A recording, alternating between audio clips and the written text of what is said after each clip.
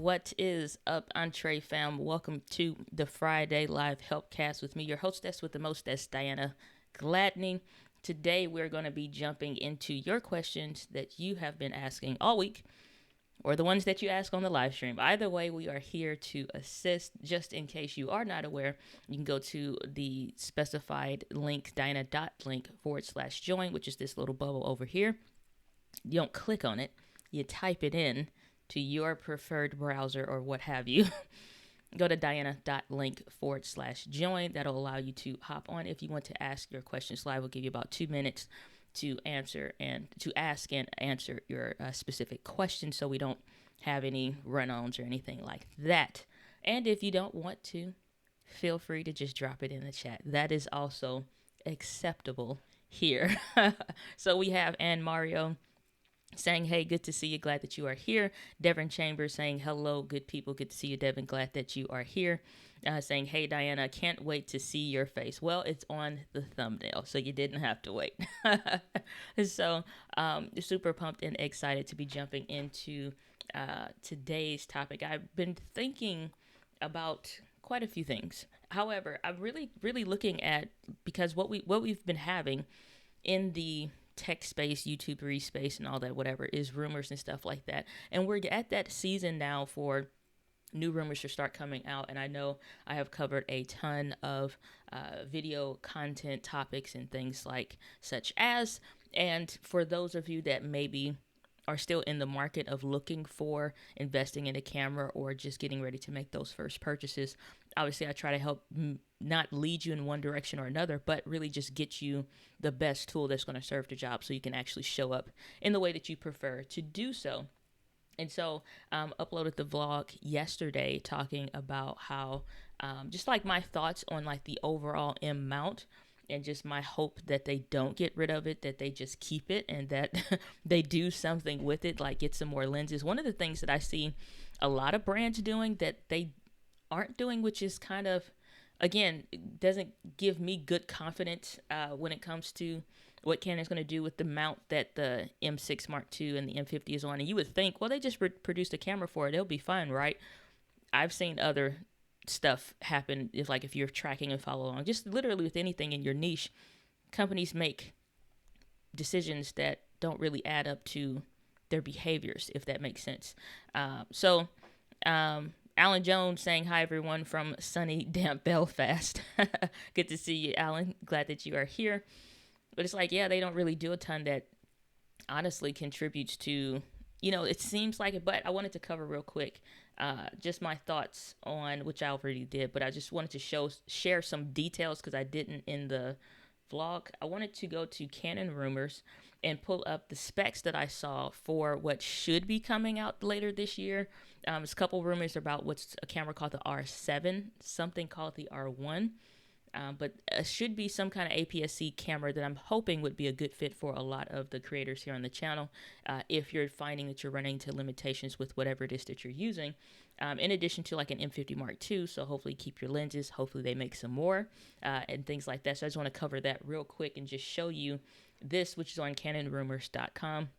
And these are the rumored specs for the M50 Mark II. So what it's saying it should have, it's supposed to be this 32.5 megapixel sensor. So if you're taking photos, it should be really good for that, as the camera already is. A Digic X processor. So maybe some new version, if not at least whatever the last few things that they have been using. Then their new dual pixel autofocus 2, which should have improved eye and animal autofocus, which is really nice because on the M50 it only had it in photos and it was still a little laggy, but not for real. So hoping that is kind of fixed, but in these newer versions, or at least for whatever they release for the M50. And then we have 14 frames per second. That's dealing with photos. That's fine. It's just nice. 4K 60, no crop. So if you're into super slow motion, high quality and things like that, should be nice. No IBIS, but if not on this camera, hopefully another one that they'll come out with would have it. Again, I would imagine they're probably going to do that on their rumored R7 camera that's supposed to have it. So, but the digital is not bad either. Similar EVF. I don't know if that matters to anybody for the R6 in a single card slot. So if you were considering and wondering what the M6 not M6, but the Canon M50 Mark II might have, and if that may be something worth looking at, I think it will be. It's just a matter of, are we going to get lenses for the camera, or are we just going to have to keep adapting or something like that? However, not going to cover too much in depth when it comes to that, because we can dive forever into rumors and specs. But the closer we get to the date, the more accurate that the details will become. Maybe get some pictures leaked and images and things like that, and that should be interesting for those that want to stay with Canon, and hopefully they, provide something. My hope is always just like to have a camera that has unlimited recording, which none of their cameras have, which kind of makes me feel a little wonky about it, that they probably won't have it in their other cameras that come out this year, which is unlimited recording or something like that. It's just like the little things, seeing the audio bars on the screen. That's important. So neither here nor there, but again, just wishful thinking, I think, at this point. And so if you ever want to see what rumors and stuff is coming around, you can always check that out. So guys, be sure to drop your questions in the chat. I am hoping we can keep it short today. I'll go right at about an hour. I set a reminder on my phone, so maybe we'll finish before then, but we shall see. And so something else also came up that I wanted to put on people's radars if you are using your phone for video, because as you guys know, I had the Google Pixel 4a that Google sent out to me, which is a really, like, I've been doing more videos with it, putting that content in between just the regular videos. Nobody said anything. So, it's like, I think just like experimenting, playing more with videos from using your phone. It's like it's never been a question, especially over the last several years, as to whether or not phones were good enough. It's just really if you want a dedicated tool with lens options and stuff like that for video versus, adding additional work and stuff. Because if I use my phones as much as I do videos, those phones would get burnt out very easily because there are no AC adapters, kind of a thing. You are just kind of charging and burning at the same time, kind of a deal. So it just depends. But somebody brought up something interesting, so I wanted to put this on people's radar here and share this with you all. This is, let's share the screen here, something called the MV88 Plus. Now, I had the opportunity to use this last year, which is actually a very fun little tool. And so Shure, which is the microphone company, which you probably have seen, even if you're not familiar with it, is called the Shure this is called the Shure MV88 Plus, but the Shure, what is it, SM7B podcasting microphone, Joe Rogan uses it. That's probably where you commonly would see it. But this little doohickey is actually a microphone that not only connects to your phone, but it's like has a digital app. It comes with the phone mount. They also use the Manfrotto Pixie tripod stand, which I love and use a lot. But this thing is actually really freaking amazing because you can barely see it on the back of the box for the phone. But what happens is now I'm gonna get to the price in a minute because I know y'all see that $250 like what, so we'll get to it. However, the thing is that you can choose digitally, like on an app, and like you can literally hear this in real time. Do you want audio from like all the way around? Do you want to zoom in so it's only right here? Do you want to like you literally could shift the direction and the polarization, if you will, of where that audio is coming in at, and really narrow that down. And so I was doing a vlog with Heather Torres of Think Media, another person, and myself and her daughter, and just was hanging out with her family and some other stuff. But we went to just out and about. And so I was using that, vlogging that experience. And so when we're in the car, you're getting a lot of noise from wherever, and I could zoom in to just when she's talking. And that literally knocked a ton of stuff out with that microphone. So when it comes to the price of that, I think that this is something that is worth looking at if you are doing more vlogging, if you're really into doing stuff with your phone. I think this is something that I haven't talked about a lot. Like I used it and I thought about picking it up, but somebody asked about me doing a video on this specifically or doing a live stream with this. And honestly, it's not something I probably would buy for myself. I probably would buy one to try it out, use it in an experiment or something, but it's not something I would probably really use for real. So it's like, it would be a waste of money for me. just because, again, my bread and butter, not butter, my bread and butter is cameras. I just prefer to use a camera, but I wish something like that, like what Sony is doing with their digital microphone or what have you. That's something I think would be extremely interesting, worthwhile to check out for sure when it comes to just using your phone for video. Like I said, it might be something I'll pick up to try and do a few videos off of. But if you are doing live streaming and you are close enough to be like within shotgun microphone distance, which is usually an arm's length if you have normal arms. If you have long people arms, like you're really tall, do a quarter of your arm, like that arm's length. And I think that would be something worth looking into. I don't do a lot of phone videos. I mean, you guys can let me know whether you're live or in the chat, or if you're watching the replay later. Thanks for being here. If you would want to see more videos with the phone, obviously I still need to do some. I still need to even still review this microphone by Movo, which is actually a really good microphone. But once I review this, I'm actually going to give that away in the 10K plus giveaway, in addition to the Switch Pod, which is back over there in the office.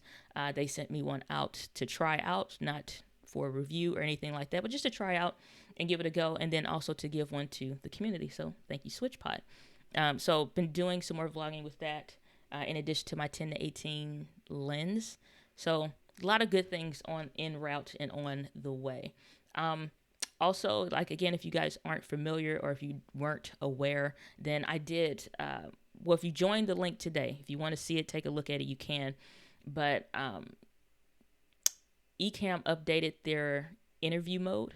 And so that is something that's become available. I covered that, and we went over some of the details in the stream last week. And so I think that's something, if you want to just be able to share a link, you can create one like I use Rebrandly. If you want to create your own link, that's why I always use Diana.link. It makes it easy for me to track my own statistics and metrics for how something is performing. So, for example, if I wanted to say, put a link to the Switch Pod in the live stream, and then I put a different one in the link to the vlog video that's using it or does a review on it or whatever, I can individually track how well something is performing or not. So if you're thinking about getting into doing more videos, whatever your niche is, like, you literally could be in anything. It doesn't have to be camera related. If you're into like sewing, for example, my one friend does sewing. Okay, there's sewing machines. There's a certain kind of needle that you may prefer to use, or certain store that you prefer to go to. Like there's just one couple that is in what they call the maker space. They basically make stuff. And so they do like a DIY kind of a channel. So if you're in an HGTV, this may be your thing. Actually, let me pull them up, because they are such a fun couple to watch, and they have a relatively large channel. They're called Evan. Their channel is called Evan and Caitlin. And so what they'll do is they'll even have companies like Home Depot and Lowe's that will sponsor their channel. Just because they make a ton of stuff, they have to go get supplies. So you literally could do a ton. And if you want to be able to share, for example, with that company or another company, like, hey, Lowe's is maybe they're moving, or locations, it's not a good space for us to go to now. And so now we have to go to Home Depot or some other spot. They make a lot of stuff that's a lot of fun. They do a lot of resin drips and stuff like that or whatever. A lot of fun little things. Like, for whatever reason, a mood ring toilet seat. I mean, like I said, they do some fun stuff, but just playing, experimenting, and having fun doing their own thing. But again, literally could do anything and be able to track your links. So I think if you're trying to get more into like branding your videos so that you can have it and use it for business, I think it's really smart to do some kind of tracking, even if you use Bitly, bit.ly or bitly.com, depends on whatever, but it's Bitly. You can use that for your websites, and just be able to track your links, so you can say, hey, we had over 1,000 clicks that resulted in whatever for your actual affiliate links and stuff like that, just to be able to more accurately track what you're actually sending out. And then this contributes to, when you're pushing out rates, to say if somebody says, hey, we want to do a partnership with you, or we want to do some kind of brand deal with you. We were thinking, and I've gotten these, we were thinking of giving you this much money. And you're like, no, because I have data that shows when I should suggest something or talk about something, or I'm using something actively and it's something like I just genuinely love and I talk about it. This is how much traffic I bring to that brand. This is how many clicks that results into maybe at least these many Amazon affiliate purchases through my link specifically. If that person buys within that time frame that link, those cookies are available to track that they came from me. And it's like, so I know I'm making way more than that. I'm getting you way more exposure. So no, because that's not enough money. If you know what I'm saying, if that's something that you want to discuss. And so it makes it very easy to say yes and no versus just like some price that you kind of come up with off the top of your head kind of a deal. And so I think as we get more into like video marketing and stuff like that, just like it's I guess you can say it's more fun and it is more fun definitely to get more money, but it's interesting and it's kind of better just to be able to do that, so we have no questions. This is the first time ever. Now I did do the stream earlier today, so I don't know if that's a contributing factor. Usually it's about 30 some minutes from now, so I don't know. We may call it good here. Y'all don't have no questions. We ain't got no vibes going on today. It is just dry right now. Okay, so if that's the case, we will wrap it up and call it good if there's no questions or what have you. However, we'll give a little bit more time for that. So if you guys want channel reviews, you want taking a look at your channel to get some more in-depth look at potentially what's what, then you can drop your channel. Well, here's the thing. You can drop your channel name or like whatever that is youtube.com/whatever your channel ID is, that data, because I don't think the chat will allow for the links to be there. So you probably just separate the .com part and whatever. That way I can at least find your channel, because not all the time, especially if you're not adding in, for example, like case in point here, when I went to type in Evan and Caitlin, that's literally all I typed in. Now granted, they have grown into a much larger channel, but you can see what comes up for their names: Evan and Caitlin Gaming, which, because I follow their content, they have a channel that's specifically that branched off for when they want to game, so it's not taking over the space for them. Evan and Caitlin podcast, Evan and Caitlin Gaming Minecraft, and I think that this is something like everybody thinks that unfortunately you have to have where it's got to be a tech, a business, or something. Like, it's boring. And I kind of touched on that from the vlog, where it's like I would hate for somebody to feel, and I really get frustrated and just feel the frustration of creators at times if I'm doing a consultation or something with somebody, or I'm working with a client and they're describing how frustrated that they are with their channel. And I'll ask them a very simple question, like, is this fun for you? Like, are you enjoying what you're doing? Or is this a job that you really hate and don't like? And they're just like, I'm just trying to, like, I'm looking at the numbers and the numbers say this and people like that, so I'm trying to make more videos. It's like, okay, I get that.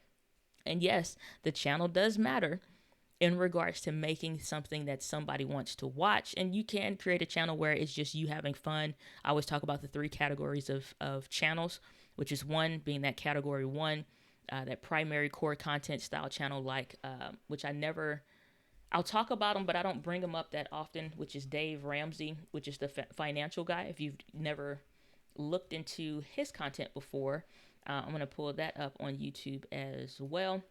So this is Dave Ramsey, and he does the Dave Ramsey Show, where he answers questions all the time. So if we go over, which obviously he's well branded, well known already, but if you look at his channel, this is his highlights show or whatever. So he'll bring in clips from his live streams, and he has other channels or whatever.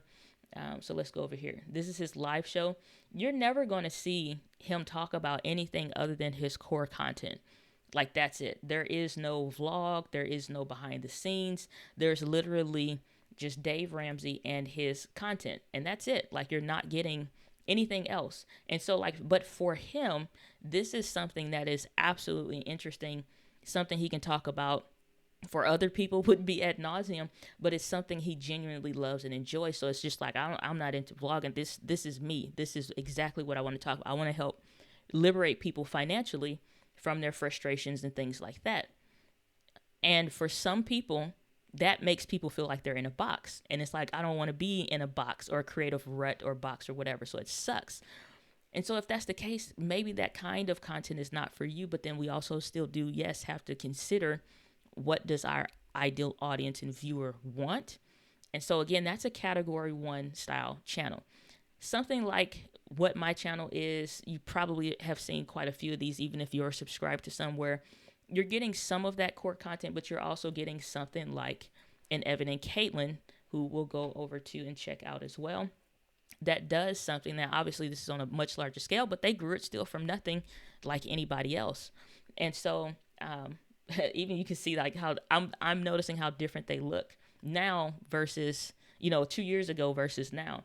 And so for them, they're letting you know new videos almost every Friday, which is funny because they are like just the goofiest, like genuinely them. And it's kind of corny, honestly, but that's also me too. It's like that corniness, so that you being you.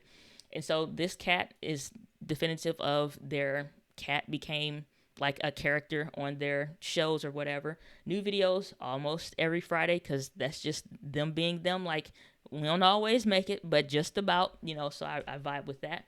They let you know they got a podcast and they have gaming as well, but their channel is just about them making stuff for fun. It's like resin drips and stuff like that. Like, I don't know how to really explain what resin is other than you could watch it and be like, oh, I've seen something like that. So they'll make their desk an LED resin desk and they're just experimenting and having fun.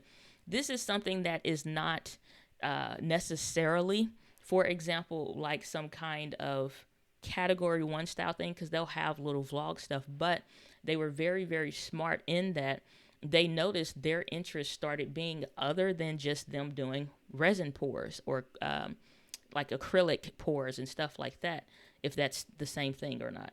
But you can just see they're doing different little stuff, but it's usually just about always centered around resin. So they got this resin pours here, resin drip here, resin pencils this, whatever, fill in the blank, resin everywhere, just about. So that being the case, they're like, but we're also interested in other stuff. So they created other channels to give themselves some breathing space without really impacting this channel, especially once they got brand deals more and more, again, just following their journey.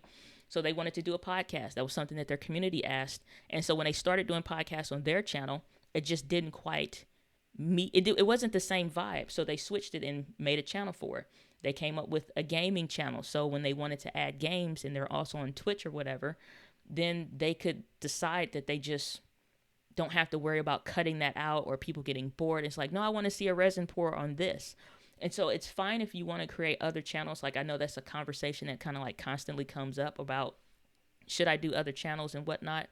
And sometimes the answer is yes, if it's not on brand, so to speak, with what the core audience wants there, but it doesn't mean that it's not possible to also grow that as well. I think they're a really good example. I don't think they're an outlier in any way.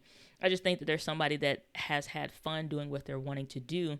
And so they made lanes for them to have those playgrounds, and people just vibe with it because they're being themselves when it comes to the kind of content that they make.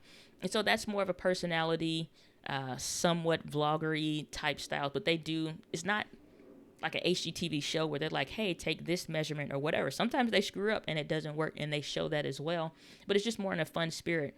And so like, as I've been doing more consultations, as I've been doing more trainings and things like that, everybody feels like it has to be tips, tutorial channels. That's the only thing that succeeds on YouTube. And I don't think that that's true.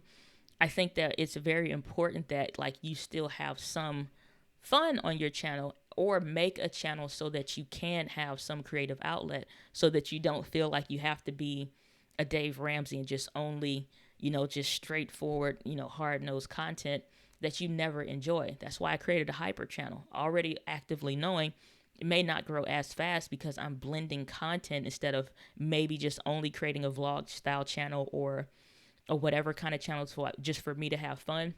And I'm probably going to do that. I've been thinking about that more heavily this year. I'm probably going to do that just for my own personal playground creative space, and then just keeping the tech stuff here only, tech and live streams here. But again, it's like, it's YouTube, your tube. Have fun doing what you want to do, but at the same time, it's like, if it I mean, if we're just creating jobs that suck, hell, you can go to corporate America. They got plenty of those. Literally pick anything. Most of the time, something that you hate, don't have your degree in. So, it is what it is. So we got Devin here saying this is good. I wanted to ask you about Rebrandly. Yeah, that's what I use for that. And it's like, so I just make it Diana.link and then the / whatever. I can make it be, exactly what that is, specific to the link. Saying if I want to dive into YouTube, but I see others in my field not doing well with subscribers, views, and making content interesting, should I shy away from it? That's a very good and interesting question. I think that depends on whether or not, is it something that people are interested in and there just aren't good creators that are hitting into the areas that people want to know about, or, it's boring. And maybe because everybody's doing the same thing, it's boring to the, like, yeah, we want to know about underwater, whatever's, aqua stuff. Like, maybe it's people into oceanography, for example, but people are making it too boring, maybe too TV-like or something like that. So it depends. What is your specific niche, Devin? Let me know, and we will jump into that. But it just depends, honestly. Sometimes it could be boring. Like if, for example, I'll take this. In my own content, when it comes to like tech and stuff like that, that's something that we universally see across the board, even to the extent of, even with some of my own content, it's like there is, especially when it comes to tutorials, I know I'm entering into your search history, for example, or into your search at the point of frustration. So it's really not a ton of wiggle room to vlog and have fun with us showing you how to set the settings up for the camera, because just doing that by itself will take a really long time.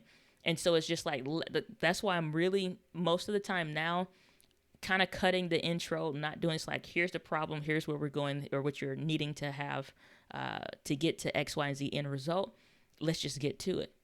Because I know the frustration point. You probably watch 10, 11, 12 different videos. And so when you think about your ideal audience or viewers' pain point and the things that they're interested in or not interested in, if everybody's doing all the stuff that they don't like or don't want, then it's just like they'd rather go to a blog post at that point, because YouTube is not serving or not able to serve them.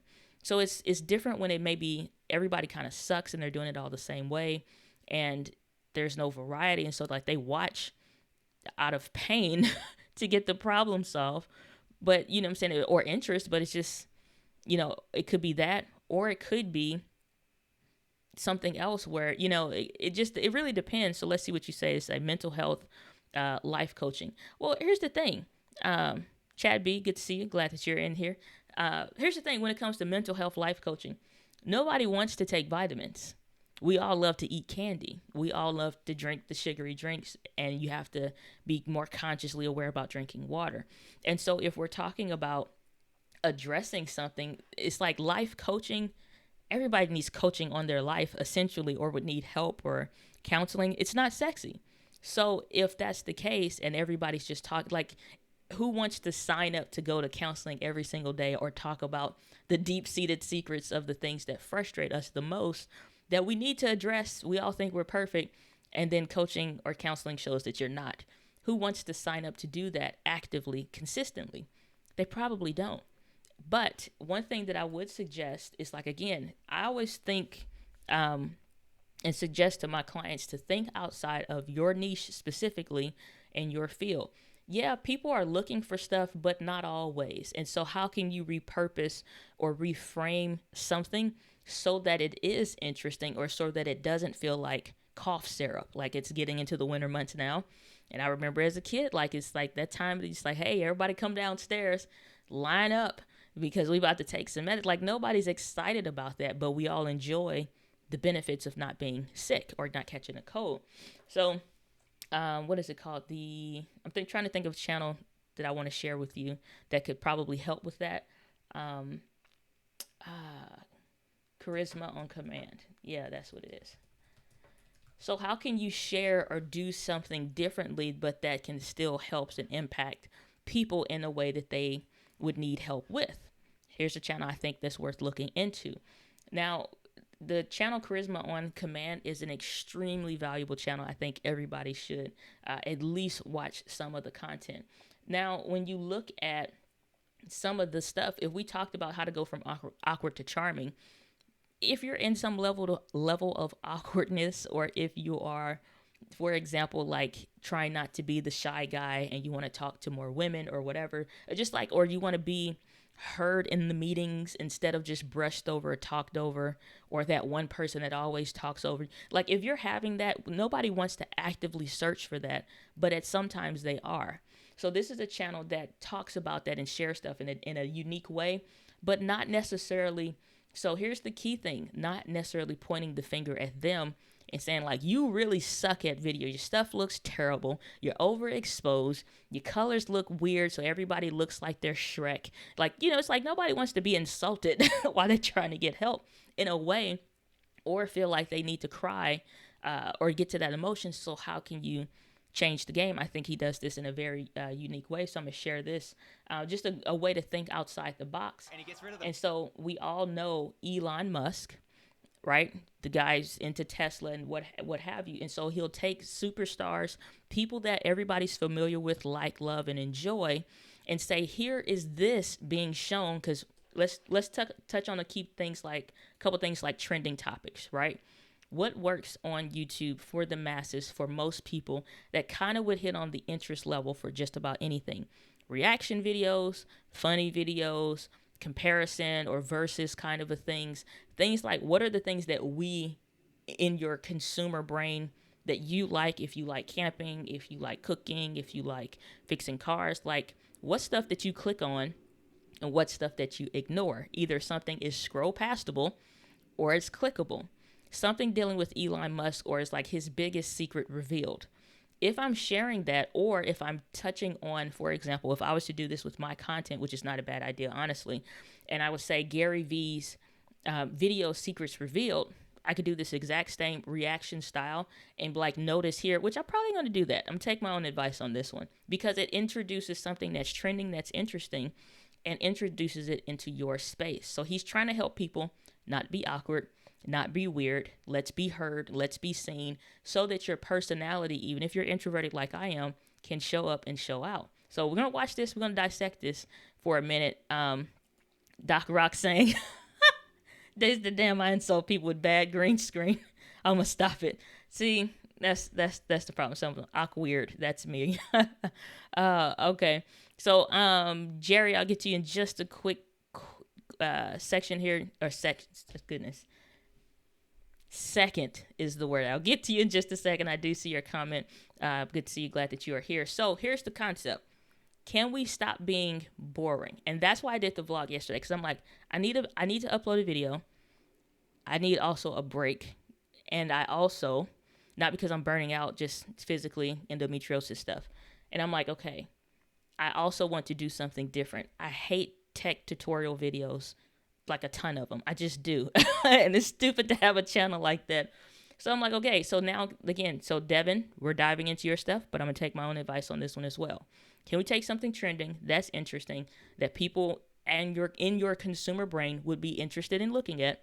We're taking a look at the channel of Charisma on Command, to take something that is medicine-like, that people need help with, they want help with, but without necessarily pointing the finger to make them feel like they suck, right? So let's take a look over here, and we'll watch this video. And so hopefully y'all should be able to hear this okay. And he gets rid of the microphone. What? This is fantastic. It is. Okay, great. AI, yeah. Oh, man. I'm having vicarious embarrassment. So we've all had moments in our life where we have been more awkward than we would like to be. And we've probably all had moments where we've surprised ourselves with how charming, charismatic, and confident we can be. The question is, how do we go from one to the other on Command? And I think that Elon Musk is a person who exemplifies the best. Okay, pause for the cause. A lot of things happen within the first 26 seconds. You get a preview into what's coming, what's happening, what's about to take place, in an interesting segment of it, in a way that, like, here's something that you've done, we've all done. It's like, for example, like, I come from a big family. All of us are kind of goofy. And I can remember being little and wanting to be the funny person like some of my older cousins were. And I'm thinking hard on a joke, and I say it, and it's just like everybody finally listens. Smaller person in the room, nobody laughs.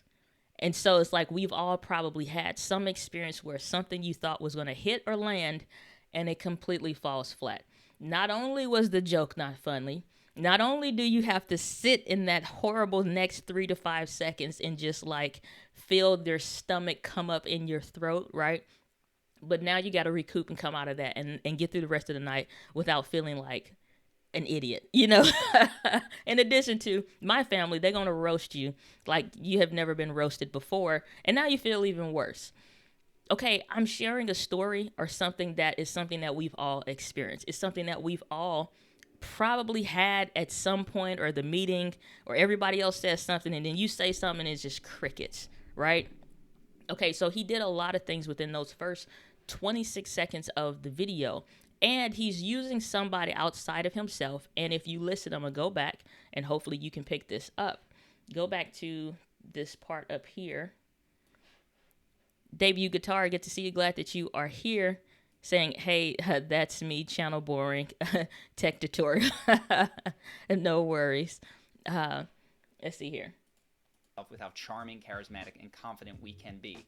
The question is, how do we go from one to the other on command? And I think that Elon Musk is a person who exemplifies the best of both. All right, pause for the cause. Now, he said, here's something that because it's something that we all have had issues with, right? It's something that we have challenges with. So if it's the thing, it's like, it's not always the you and your stuff sucks and you need to do better. And if you're having this, which there's levels of the inclusivity conversation, or words like we, us, our, versus other things like you, yours, and you suck.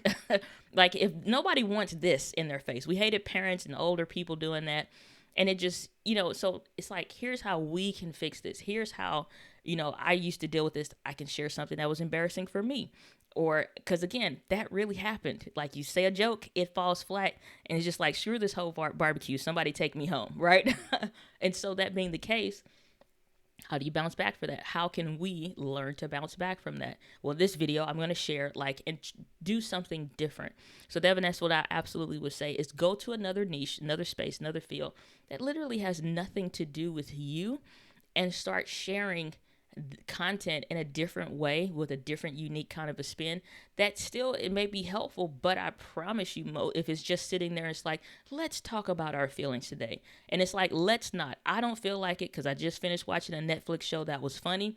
I'm not for the doom and gloom right now. I want to go off to something else, right? So it's like, if that's the vibe, and it's just like, and just huggy feel, kumbaya, nobody wanted to go through that all day. Like, seriously. It's like, and even when you are going to counseling or to a therapist, you got to prepare yourself, because what is it? I don't want to go. I really don't feel like going today. Just like the doctor. We enjoy the benefits, but we don't enjoy the process. So how can we make that process easier and just a little bit, easier to digest, moving forward? So got a question here from Jerry that said, let me see here. Saying, hi, need a bit of help. Video on the A6400 looks a bit grainy. Tried all kinds of setting. Can't find the right thing to fix it. Image is not very clear. So a few things, which these can sound silly to an extent, but this is what I would say. First of all, make sure your lens is clean. Make sure you don't have any dust or anything, which is why you got to get you one of these little blower thingies so you can knock the dust out of it as far as the sensor or the lens or whatever. So make sure your lens is clean. Secondly is make sure you have adequate and good lighting. If you do not, then your stuff it won't matter how much money you spend on something. No camera literally really can see in the dark. The Sony A7S cameras and some of the cinema cameras kind of puts an asterisk next to that, but most cameras still have struggle seeing in the dark. And so graininess is more or less an issue of lighting. Now, if your ISO, which I think you said you listed what that is to a certain extent, your f4.5, that's fine. The f4.5, yes, is going to deal with the amount of light that's hitting the sensor or the eyeball of the camera. However, that's going to deal with the depth, so how much is in focus. And so, yeah, it won't be as dark. It sounds like maybe on a kit lens or something like that. Okay, that's fine. If your ISO though is at like 6400, well, not even 6400 because that's not bad on the Sony. But if you're in the dark and you're trying to crank that thing up to like 8,000, 10,000, enters grainy image. You don't have enough light for the setting or the scene that you're trying to do. That's going to always be a problem. I don't care what camera that you buy. So that's something I would absolutely say is make sure you got enough lighting, especially if you're using something like the kit lens. Sometimes we'll watch videos, buy the exact same stuff, and it's just like, why doesn't my camera look like that? Most of the time, most people have inaccurate or inadequate lighting, not quite using it properly. Or lighting, for example, I had somebody say, like, I want to see outside the window, and I also want to see myself on camera well lit. And the image is super overexposed, meaning it's like super bright. Looks like you're walking around in heaven or something. Okay, well, if the camera has to focus and expose for something. It can't do both. So if you're sitting, like I'm in a dark room, the light is on me. I'm not trying to light the whole room and everything around it. I'm simply trying to light me. So there's one light focused on me. Everything else can be dim or you can have some little accent lighting, that's fine. But you're going to need to properly light and expose your subject.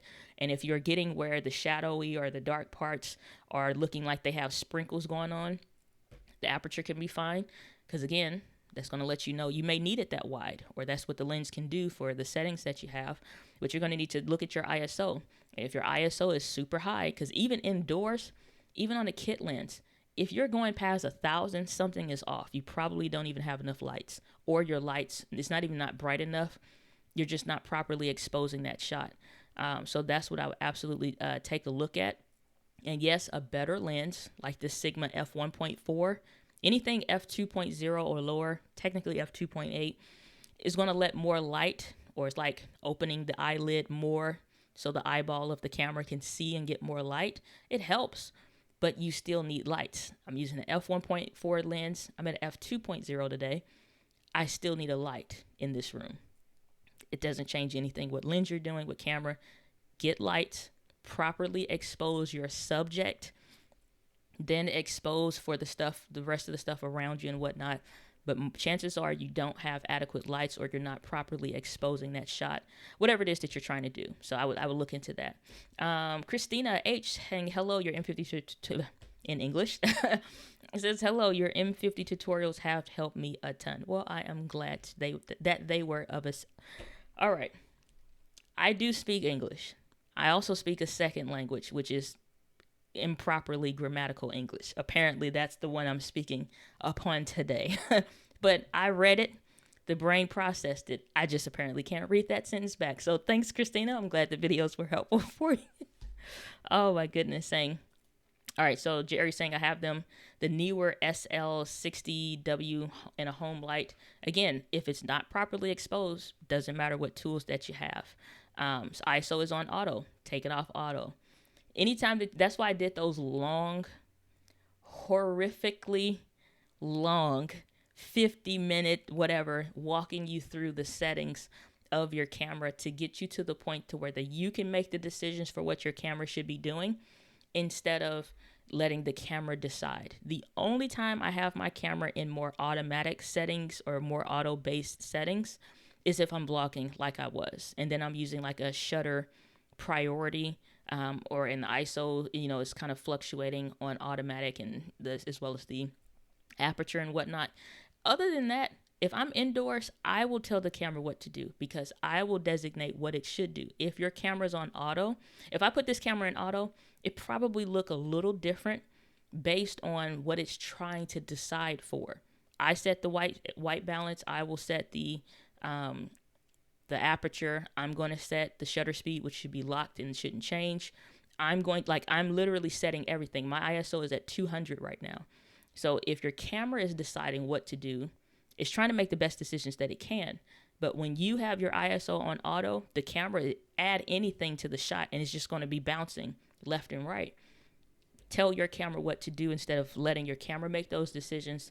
And so I would start learning how to get into manual and properly expose your video. And I have some older videos that talk about that, but they're still relevant as far as all of that. So I would say definitely do that. And if you really need help, like hit me up on Instagram, and I try to help you out a little bit more there for sure.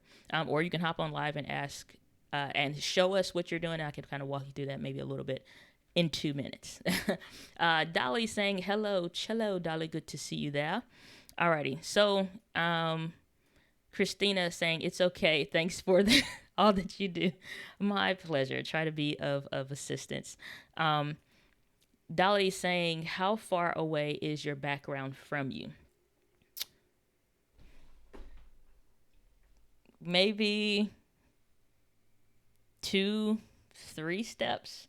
I would say a good 4 steps, maybe 3.5. Just normal short leg 5'5" person walking steps. Somewhere thereabout, but not far. Yeah, it just looks that way probably on camera, but it's a very small office actually. Doc Rock saying this camera stationary, so they need to for auto. So yeah, set it and forget it. Yeah, that's the thing. It's like if I, I would have to. I'm not.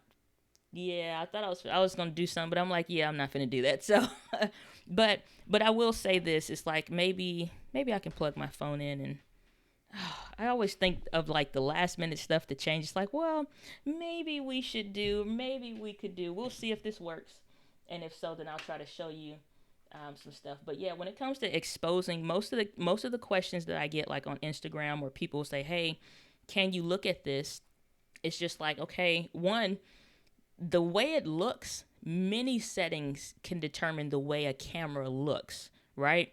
And so I could adjust the shutter speed, the aperture, and the ISO to something completely and totally different and still achieve a very similar look if I'm just taking a still shot image of it or what have you. However, when I look at the settings on a camera, like so when I'm working with consulting or coaching clients, when I'm looking, I'll say, take a picture of the back of your screen and send it to me. And then I'll know, like, I don't want to see any pictures. Pictures are irrelevant. Show me what is on the back of the screen with all of the icons so that I can see what the camera is doing and what it's determining based off of the settings that you have. Otherwise, everything else becomes null and void. And it's like the thing is, it's like you have to learn, really just learn to use your camera and like what is it doing and why it's determining that. I want to share with y'all real quick. Christina, you're saying, what software are you using right now with your camera to stream with? This is Ecamm Live. And so if I share this is what I'm seeing on my end. And so I can bring your comment up and around if I want to, or center it because of my slight OCD issues. Then, have that. This is where I can bring up all the stuff if I want to change it up and go to, what have you. Just the audio levels, y'all's comments, which is Debut Guitar saying just get a Fuji, which is blasphemy because Fuji can barely focus these days. So, but that's what I'm using is Ecamm Live. So this is my what I see on my end when I'm streaming. But yeah, I use Ecamm Live. It's like saying just get a Fuji. I don't recommend Fuji cameras, honestly, even though they're okay, but it's not that much better than what you would get, honestly, with a Canon in some respects with an asterisk because, and granted, Fuji does brilliant quality videos, amazing quality cameras, but everybody else becomes equal as far as brands when it comes to, do you have a recording limit? Yes, because depending on Fuji cameras, you can go from 15 minutes video recording limits to 30-minute recording limits.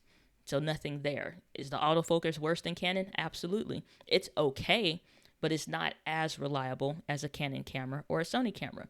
So they get docked there. And then it's like, yeah, the Fuji colors. Okay, color science honestly is getting to the point to where it's irrelevant. Do you look normal? Do you look good? That's about as good as we need to go from there. Otherwise, it's like, well, it looks a little bit more brown or it looks a little bit more. It's just like, stop it. It's like, stop. I watch videos and people are like, but the color science. It's like, if you're recording in a log footage, which I will show y'all what, like, matter of fact, we're doing this. You didn't put me on my soapbox now. You didn't put me on my soapbox now. So here's the deal. when you come, let's go. I'm going to switch this in real time so y'all don't think I'm cheating. Let's go here, picture profile. This is, yeah. So this right here, this is log footage. What colors do you see? It pretty much looks black and white minus the live helpcast stuff, which I'm going to take down. So otherwise, you don't see any colors. There are none. Now, if I want to add a LUT on or something like that, then the LUT is what's going to determine the colors for me. Otherwise, this is log footage. So when people talk about S-Log2, S-Log3, or Fuji log or whatever, or Canon log, this is what they're talking about. Now, it's not always, you know what I'm saying, this desaturated with, you know, less contrast or what have you, but this is log. There are no colors. So when we talk about color science, that kind of gets irrelevant because I will shift the blacks and the whites and the reds and the blues to determine what the color should look like. And I will decide how deep and rich I want the blacks to be or the reds to be, or if I want the blues to be a sky blue or a navy blue, or if I, you know what I'm saying, like I'll determine what I want that to look like. So color science gets to the point to where it's irrelevant because it looks like this. You'll determine what that looks like versus the camera. So you throw that back in standard. If we're just comparing standard picture profile to another standard picture profile, it's kind of irrelevant because it's like the old Sony cameras, oh, they were awful. That's why I didn't play with them. I ain't bother with them. You can adjust it very easily, but I was just like, I wasn't at that point either. You know, so I'm going to keep it like this on purpose. Everyone suffers today. No, just kidding. But with the magic of Ecamm Live, I actually can throw a LUT on here. Let me pull up one of them, for example. Let's see. Let me find a LUT, one of my LUTs real quick. If I can find one in the midst, and I'll answer questions. So y'all feel free to drop your questions in the chat, and I will be sure to get to those. But yeah, this is log footage. So when it comes to color grading or whatever, it's just like that conversation starts to get a little ridiculous. So like we go into, let's see here. This is the, is this the one I want? I'm looking for a LUT, so just so y'all pause for the cause. So let's go. This is the Fuji Rec 709. So this now becomes the Fuji LUT. This is the eternal LUT that everybody talks about, right? And so if I want to dial this down some, bring up the saturation so I get some of my color back, increase the brightness, tint that a little more, bring that down. And I'm doing all this in Ecamm Live. Okay, now if I wanted to say that this was a specific look that I wanted to play around with, bring that down a little bit, brightness, temperature, go a little warmer. This could be the look that I decide from the log footage that I want to use, right? And so you just saw what it looked like without any settings or anything on there to now me grading that in real time, just using the little stuff that Ecamm Live gives you. So you can see what that looks like. And then like, if this is the look that I want, what are we talking about when it comes to color science? It's like you decide what the colors are going to look like, not the camera. It helps if it's just in standard, like straight out of the camera, which Canon has done a fantastic job, which is why I always loved them.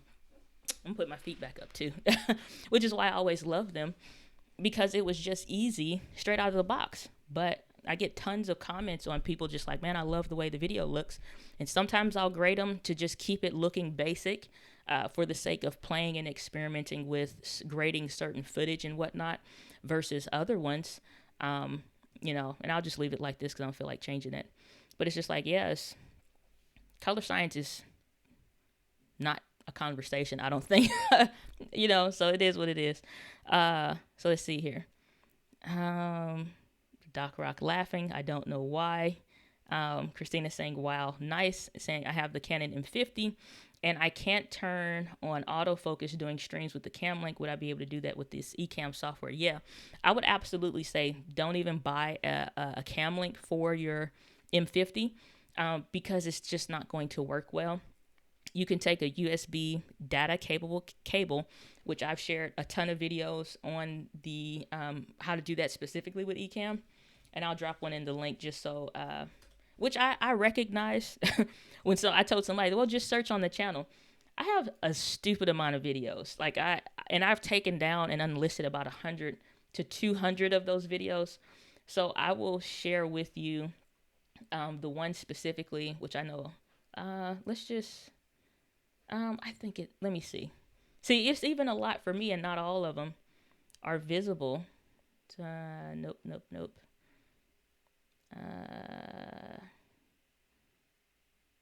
What is the question again? Autofocus, yeah, with the cam. This video. Let's just do it right here. Copy link address. All right, there we go. All right, so the link that I just shared in the chat, Christina, is the one that you could use when it comes to actually, using Ecamm Live. But yeah, that way you have autofocus. The screen doesn't go dark on you. I've recorded and done videos. Anytime I was still using the Canon M50, once I converted over to a Mac, was so I could use Final Cut Pro 10 and Ecamm Live, and then that was pretty much it. But yeah, so let's go back up in the chat here. Doc Rock saying there is no cure for that except Sony. That's not true. It's not true. Regis saying, do you connect your camera directly to your computer? I'm a beginner and haven't bought the camera yet. Depends on what camera you're talking about. But if you're doing like Ecamm Live and the Canon M50 for live streaming or something, then yes. Otherwise, most recorded videos, just like in general for most people, is just using, just an SD card, which is a card that looks like this. Hopefully none of these fall out. SD cards like that, which is, I think this is S-Log 2 or whatever. The log footage, like I'm looking at pretty much black and white on my end, so I can't really tell. And I think the autofocus slows down a bit in that, so I don't know if that was in focus fully. But SD cards like that, put it in the camera, and then I could go back there and record, and I don't need any cables or what have you. But if you're doing live streaming or something like, it's 1 hour, we're shutting the live stream down. You hear that? It's been 1 hour. Okay, I'm keeping to my time commitments here. Stream is over. Everyone have a good day. No, I'm just kidding. But yeah, that's what you do there. You can record on the SD card or connect to your computer. It just depends. And Christina's saying, seriously? It's like, I don't know what that's to, but don't listen to Doc Rock on that one. Sony is not the only cure, but I'll say it's a good one. So, but yeah, so, all right, I'll let y'all talk about that. Said, I see an all Sony camera. Okay, Doc Rock, I know you're trying to convince her to go to Sony. If that's not what's best for her, it's not what's best for her. So it just depends on what you're trying to do. Doc is saying, check out Leeming LUTs for the basic camera baseline when it comes to, I guess, LUTs or whatever. Okay, Doc Rock, I'll be sure to check them out. And let's see here. All right, Regis saying, thanks, I've been doing some hard Googling and just discovered your channel. Okay, well, I appreciate Google sharing the content, so I'm glad to be of service. Let's see here. Chocolate Twist Yoga saying 1 hour, I just got here. See, I started the stream early, okay, today, and it was like 11:20. See, yeah, it's 12:21 now. Stream is over. Everybody have a good day. Merry Christmas and enjoy your day. I always say I'm gonna keep it short, and 1 hour is short. Guess what? The streams are always the 2 hours. Okay, it's not fair. It's not right. Okay, it always winds up being like two hours. It's crazy. But if y'all have questions, then we'll keep going. If you don't, then we really will wrap it up. Otherwise, let's see here. All right, so I think that's everything there. All right, so Doc Rock saying it was explaining my M50 has those issues. Not bashing today. Okay, not today. The thing is like everybody thinks when it comes to like Sony versus Canon or whatever, which I'm not going down this rabbit trail. But it's just like, it's not I've never recommended a camera solely because I used it. If that was the case, I would have recommended all 5 or 6 of the Panasonic cameras that I owned. I've owned several Panasonic cameras. I haven't recommended any really, unless it fit the bill for that person based what was on the market at that time. But I rarely ever recommend those cameras because the autofocus is pretty much non-existent. And people's like, oh no, it's better now. It's like, I am not for recommending things that are going to give people headaches more than what it's already going to be for them just to learn stuff to begin with. What's best for them based off of the details and the things that I asked to kind of help get them there versus just, hey, buy whatever I'm using. That's not logical.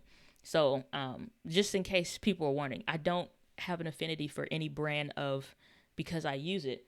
What works? What's best on the market right now? What's going to give you the least amount of limitations that will just kind of help with, the work that you're trying to do and make it easy. I'm not for making stuff complex. Doc Rock saying, I have Canon cameras for what it's worth and tones of Canon broadcast glass for the red. See, that's the other thing. Like their glass, I was looking into their glass. Christina's saying, thank you. I guess that's to somebody, but all right. Their lenses, it's fine. They cost too much for what it's worth. Now, Sony lenses cost too much too. They all cost too much, but you pay for the quality that you get. My only frustration is like Canon really announced, like I think it was towards the end of last year, that they aren't making any more lenses for their DSLR cameras, so the autofocus speeds will differ a little bit. They won't be horrible, but they'll just be different. And it's like when you're looking at like what you can find at times, a $400 to $500 camera for the M50, nobody's jumping to spend $1,500 at minimum for a good lens that does all the things that most people describe. And it's like, again, we have questions. Like I'll put it that way. It's a question as to whether or not Canon's going to continue with their M lineup or not, or whatever. So it just kind of depends. So it says, sorry, tons can't type. No worries. If you ever see my text messages with my friends without glasses on, I'm convinced my phone is just hell-bent on embarrassing me, because I'll look back and read it back after I've sent it again, and I'm just like, that's none of what I said. A whole other word for what I said. That has nothing to do with it, like, at all. So y'all let me know what questions you have. Again, if you don't have anything, I'm wrapping this one up early for sure. So again, you guys feel free to ask your questions. If you want to hop on live, you can do that. As far as going to diana.link/join, if you care to take a gander into seeing what the back end of, or the guest side of Ecamm Live's interview mode looks like, you can do so. And we have a very earth-shattering comment here. It says, Canon broadcast glass starts at about $85,000. Well, may the Lord bless you and keep you always, and may his light shine upon you. Ain't nobody spending no 85 over here. Again, broadcast quality, so companies essentially would be buying that. And I did look at their, zoom lenses. It's not a power zoom lens like some of the Sonys have power zoom lenses. But I was looking at a church that was looking at their live streaming setup, and they're using cinema cameras and stuff. And I did see some lenses that were like around about $25,000 on the used market or whatever. And it's just like, may the Lord bless you and keep you. Reach is saying, I've been teaching on Zoom since March, and I need to upgrade from my webcam to look more professional. Would you recommend the camera and lens you list here for a beginner? Well, here's the thing. I don't recommend a camera to somebody just to say jump into, because it's not always the best thing. Honestly, depending on what kind of phone that you have, Filmic Pro may work better for you, which is an app that I think starts at $30 or is $30. So depending on what you're doing, an app may work better for you to be able to get clean HDMI out of your phone and actually just use your phone. That will give you a better look instead of investing in a camera. And then, let's go over here and I'll show y'all. So this is Filmic Pro. This is an app. It works on Android as well as for Mac devices. And so basically it gives you that same kind of camera control, but just unlocking the stuff that's already in your phone. There are tons of videos out there and channels that cover this in depth.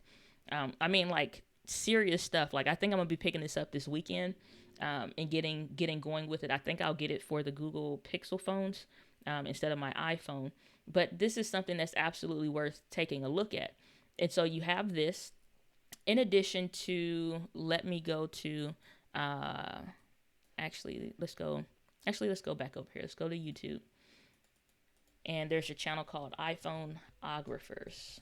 And again, I'm saying this it's called iPhoneographers, but the phone stuff is still going to be relatively universal.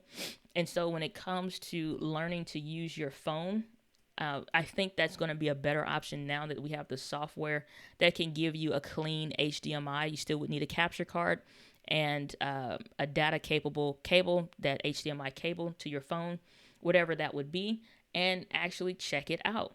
Because it's absolutely, as far as accessories, all of that, you can get the same flexibilities. Buying a camera is not for everybody.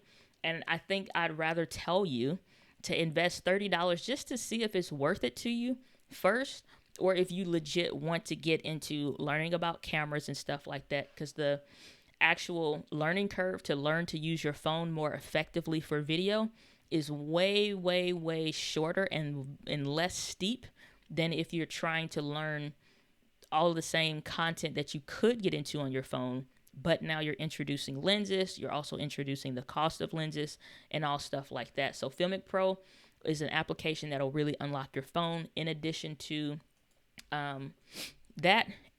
you have tutorials out there, and then Moment, which is a company that specializes in like little lens adapters for your phone. So let's say you have, an iPhone 8, maybe an iPhone 10 or something like that. I think the 8 was the last one, and y'all can correct me if I'm wrong, that has multiple lenses, but it just depends. But they have a ton of stuff. Like, let's go over to their website. They have a ton of stuff, and they're getting more into like video specific stuff, but they have, no, I don't want that. Lenses. They specifically have cases and lenses for your phone. So if you wanted a wider angle, you can get that. Even the ones that have multiple cameras, you can get a wider angle. And it's way cheaper to say, here's $100 and a $30 software or something to buy and invest. Let's click on phone. To buy and invest in something that you can use for your phone versus investing in something like a camera that's $600 something. You still need adapters, you still need cables, you need batteries, you need SD cards, you need a ton more stuff. And it's like their stuff can get a little bit pricey depending on what you're trying to do. And they do have a YouTube channel. Let's go to Moment. Phone, lens, let's go there. And so this is their channel, and there's plenty of stuff out there about some of the different things.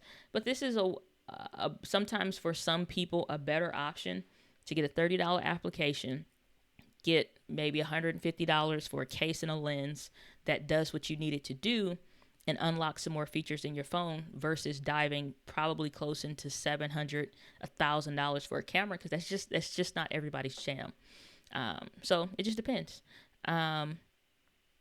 Let's go back here. Doc Rock saying again, thanks for the rebrand. Leah has changed my life. Glad to be of assistance.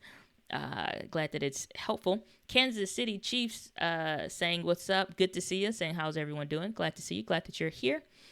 Chad B saying, does Canon have software for clean HDMI out, alternative to Sparkle Cam? Canon has their utility webcam software that I've talked about on the channel and done videos about that. They have that for Mac or PC, and I don't know what the resolution is since they have come out of beta, or if they plan to improve that or not, but it was at like a 560, not even a 720p base HD video. So the resolution was a little lower. So you have that. If you have a Mac, I highly suggest just using Ecamm Live, because then you can get 1080p up to 4K. Don't have to worry about any other issues. In addition to having a live streaming and recording software. So that's what I would suggest for that. But clean HDMI in essence does not exist on the Canon camera, period. It's not clean. We say clean HDMI because that's what everybody pretty much understands. But basically, it's going to share the feed of your camera using USB. What I'm doing with my Sony right now is true clean HDMI out because it's actually using the HDMI port. Any of the stuff like Ecamm Live, even Canon software, is not clean HDMI out. It's just using the data or sharing the data from the camera using USB. So live streaming via USB. So there's no possible way, honestly, to get true clean HDMI out where you have autofocus. You can see the boxes on your face, see the icons by using the HDMI port. That doesn't exist. You can turn all that stuff off and manual focus to use the HDMI port and whatever, but it's not, you know what I'm saying? So it's just like a workaround for the most part. We're just saying, wow, thanks for the excellent advice. My pleasure. It's just worth taking a look at, you know. I think it's worth taking a look at for sure. All right, so I don't see any more questions, so I'm going to call it good there for today's live helpcast. Hopefully you enjoyed what you heard, what you saw, and hopefully the content was a little bit helpful for you in helping you get started when it comes to video. But with that, guys, live with passion. I'll see you in the next one.